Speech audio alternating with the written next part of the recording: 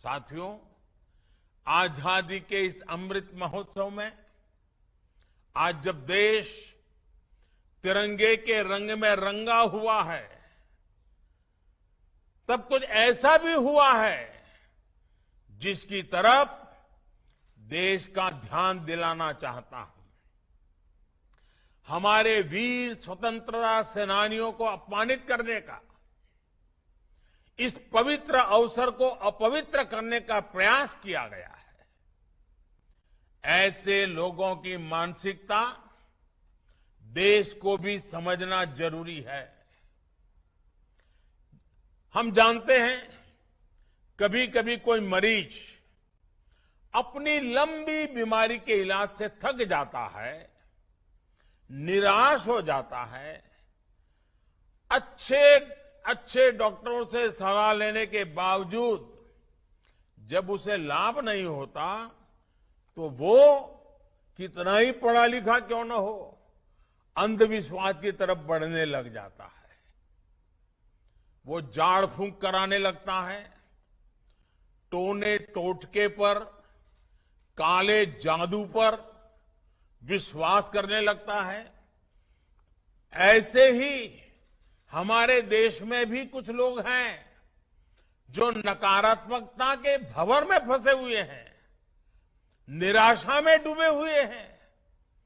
सरकार के खिलाफ झूठ पर झूठ बोलने के बाद भी जनता जनार्दन ऐसे लोगों पर भरोसा करने को तैयार नहीं है। ऐसी हताशा में ये लोग भी अब काले जादू की तरफ मुड़ते नजर आ रहे हैं। अभी हमने 5 अगस्त को देखा है कि कैसे काले जादू को फैलाने का भरपूर प्रयास किया गया। ये लोग सोचते हैं कि काले कपड़े पहनकर उनकी निराशा हताशा का काल समाप्त हो जाएगा, लेकिन उन्हें पता नहीं है कि वो कितनी ही झाड़ फूंक कर ले, कितना ही काला जादू कर ले, अंधविश्वास कर ले, जनता का विश्वास अब उन पर दोबारा कभी नहीं बन पाएगा।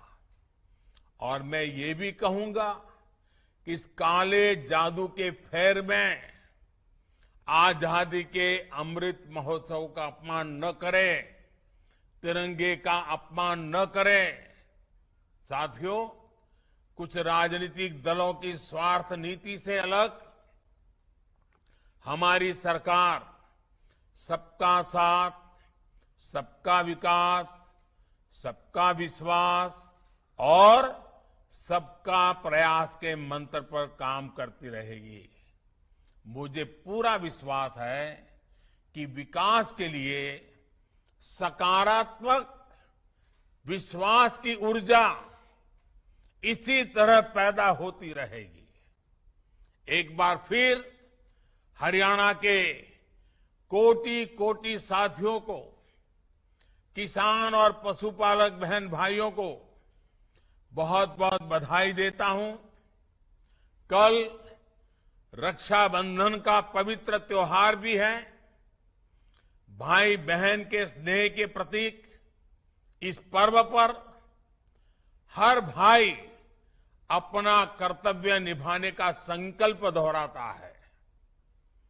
कल एक नागरिक के तौर पर भी हमें देश के प्रति अपने कर्तव्य निभाने का संकल्प दोहराना है। इसी कामना के साथ मैं अपनी बात समाप्त करता हूं। बहुत बहुत धन्यवाद।